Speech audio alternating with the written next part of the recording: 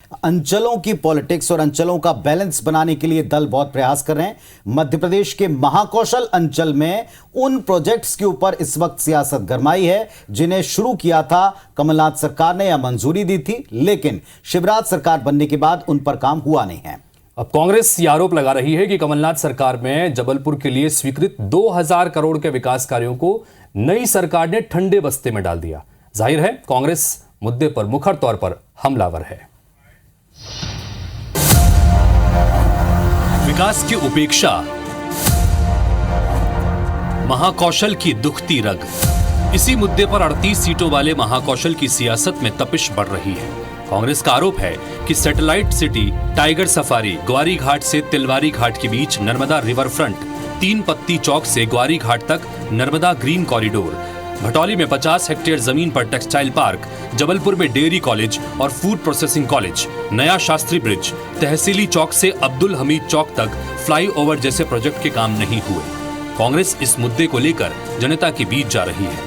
जबलपुर में जो textile hub का जो कार्य रोका गया था उसको हम पुनः प्रारंभ करेंगे और लॉजिस्टिक हब की बात जो एक झूठा सपना भारतीय जनता पार्टी दिखा रही है वह कांग्रेस की सरकार में जबलपुर में बनाया जाएगा। दूसरी तरफ बीजेपी नेता कह रहे हैं कि महाकौशल की उपेक्षा न पहले हुई है और न कभी की जाएगी। मुख्यमंत्री जी ने तो उसको लेकर घोषणा भी की है, लेकिन उसमें बहुत सारे मापदंड हैं। उन सभी मापदंडों पर खरा उतरना वो भी हमारे लिए एक बड़ी चुनौती है। दरअसल पिछली सरकार में महाकौशल से मुख्यमंत्री के अलावा विधानसभा अध्यक्ष, उपाध्यक्ष समेत 5 मंत्री आते थे, लेकिन इस बार यहां से सिर्फ 1 मंत्री है। हालांकि डबल इंजन सरकार ने इस बार महाकौशल के लिए कई विकास कार्यों को मंजूरी देकर उपेक्षा के दाग धोने की कोशिश जरूर की है। फिर भी रुके हुए प्रोजेक्ट्स को लेकर सियासत गरमाई हुई है। विजेंद्र पांडे, IBC 24, जबलपुर।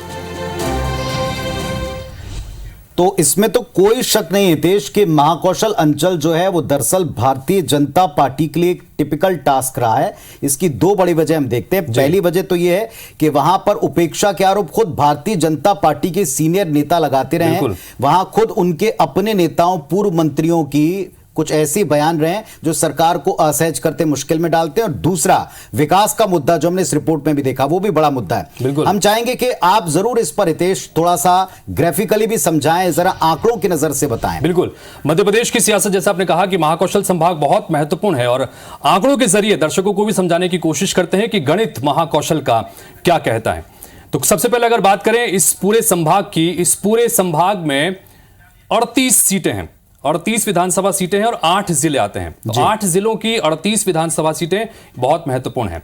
2013 के नतीजों की बात करें यहां पर, तो 2013 के दौरान यहां पर कांग्रेस पार्टी को 13 सीटें मिली थी और भारतीय जनता पार्टी को 24 सीट मिली थी।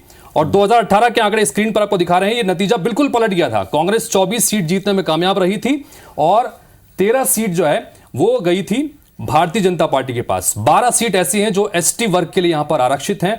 और 2018 के विधानसभा चुनाव की बात करें, 18 के विधानसभा चुनाव में 12 में से 10 सीट पर कांग्रेस पार्टी जीतने में कामयाब रही थी, यानी कि आदिवासी बहुल सीट पर भी जीत मिली। और 2013 और 2018 के जो नतीजे हैं वो भी साफ तौर पर बताते हैं कि किस तरह से नतीजा पूरी तरह से पलट गया। कांग्रेस पार्टी जहां महज 13 सीट पर 2013 में थी, 18 में 24 सीट जीतकर यहां पर एज में थी। यानी कि यह तय है कि यहां पर गठबंधन के लिहाज से भी देखें और बाकी लिहाज से भी देखें तो भारतीय जनता पार्टी के लिए चुनौतियां बड़ी हैं।